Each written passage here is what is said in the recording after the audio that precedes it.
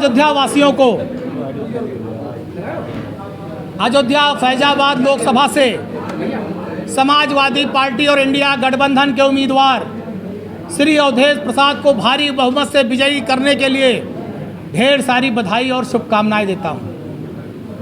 अयोध्या लोकसभा के 19 लाख मतदाताओं के हम हृदय से आभार व्यक्त करते हैं। मैं अपने अयोध्या महानगर और अयोध्या विधानसभा के सभी नेता पदाधिकारी और अयोध्या विधानसभा की सम्मानित जनता का भी आभार व्यक्त करता हूं कि इतना भारी बहुमत, इतना भारी वोट समाजवादी पार्टी और गठबंधन के प्रत्याशी को दिलाया। दूसरी बात, लगातार जब से समाजवादी पार्टी अयोध्या जीती है, एक दलित और पासी परिवार का बेटा दिल्ली पहुंचा है, अयोध्या के सांसद पद पर निर्वाचित हुआ है, तब से मैं देख रहा हूं भारतीय जनता पार्टी में बड़ी बिलबिलाहट है।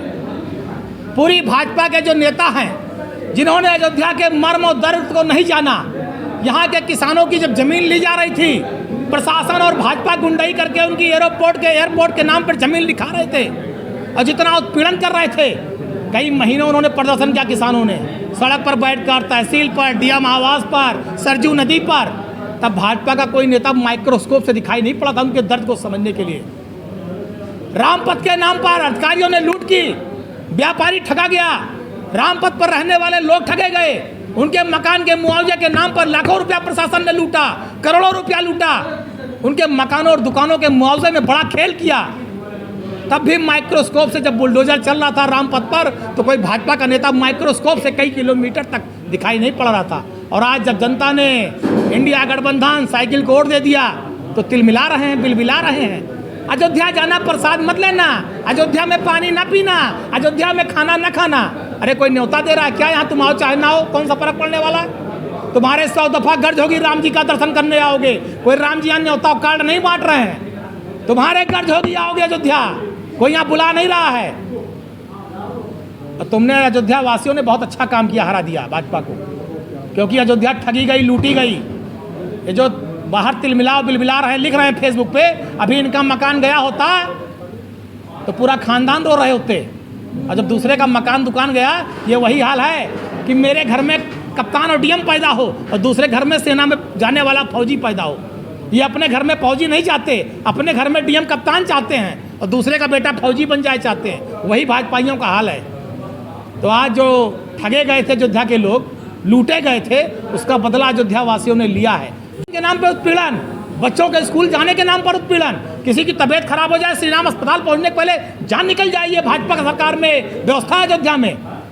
जब जनता परेशान हुई, जनता का उत्पीड़न हुआ, जनता ठगी गई, तो जनता ने साइकिल पर बटन दबाया। अयोध्या का विकास अखिलेश यादव जी की सरकार में हुआ, बहुत काम किया। आज मेडिकल कॉलेज, अंडरग्राउंड बिजली केबलिंग, ढेर सारा काम अयोध्या में अखिलेश जी ने किया, नेताजी ने किया। ऐसा नहीं कोई विकास समाजवादी पार्टी की सरकार में नहीं हुआ था।